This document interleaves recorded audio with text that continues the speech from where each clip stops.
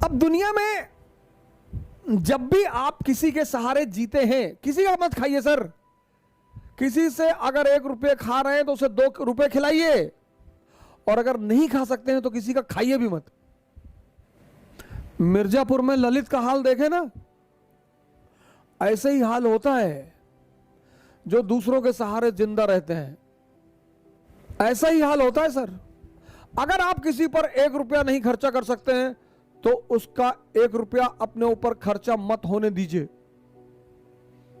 जब तक संभव हो दुनिया में किसी का एहसान मत लीजिए, नहीं तो कल आंख दिखाएगा तो आप गाली नहीं दे पाएंगे। इस देश में लोग जितना अपने मां बाप को बुरा भला कहते हैं उतना किसी को नहीं कहते। एक साहब एक बार मेरे पास आए, बोले हमारे मां बाप हमारे सबसे बड़े दुश्मन है। मैंने कहा क्यों? बोले मैं आईएएस की तैयारी करना चाहता हूं और वो मुझे आईएएस की तैयारी नहीं करने दे रहे। मैंने कहा क्या कह रहे हैं? कह रहे पहले कोई जो है और नौकरी कर लो। मैंने कहा बुरा क्या कह रहे, क्या करते हैं? बोले पिताजी हमारे चपरासी हैं। मैंने कहा इतना बड़ा कर दिया, वो एहसान नहीं है? यही एक देश है जहां सांड को भी पाला जाता है। 30-30 साल के लोग मां बाप से खर्चा लेते हैं, और लड़कों को तो कोई हक नहीं है। 30 साल उम्र हो गई, पापा पैसा भेज रहे तैयारी करने के लिए, इनको बांध के मॉरिशस भेजो, साउथ अफ्रीका भेजो, इनसे बंधुआ मजदूरी कराओ। 30 साल, हद से हद 25 साल। आप 30 साल के हैं तो आपके फादर रिटायरमेंट के स्टेज पे पहुंच रहे हैं, बुजुर्ग हो रहे हैं। किसी का खाइए मत सर,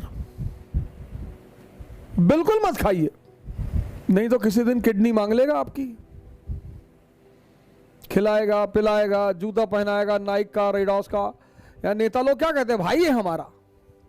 नेता के साथ जो 2-4 लोग टहलते हैं, कभी नेताजी से पूछे कि नेताजी ये कौन है? अरे हमारे भाई की तरह है। और किसी दिन ले आके ललित वाला हाल कर दिया। क्योंकि जब तक तुम कमजोर रहोगे तुम्हारा शोषण होगा। तुम किसी भी जाति के हो, किसी भी धर्म के हो, क्या फर्क पड़ता है? जब तक तुम कमजोर हो, जब तक तुम डिपेंडेंट हो, तुम्हारा शोषण होगा। नियम है, नियम है, नियम। पराधीन सपने सुख नहीं, तुलसीदास यही तो कहते हैं। जो दूसरे के अधीन है उसको सपने में भी सुख नहीं है। पराधीन सपने सुख नहीं। एक पक्षी है रैवन, वो बाज के कंधे पे जाके बैठ जाता है, और बाज शाहीन, पक्षियों का राजा है शाहीन, शेर के मुंह से गोश्त निकाल लेता है। शेर जब उसकी आवाज सुनता है तो शेल्टर मांगने लगता है, भागने लगता है। उसके कंधे पे जाके रैवन नाम का पक्षी बैठ जाता है। तो पता है बाज क्या करता है?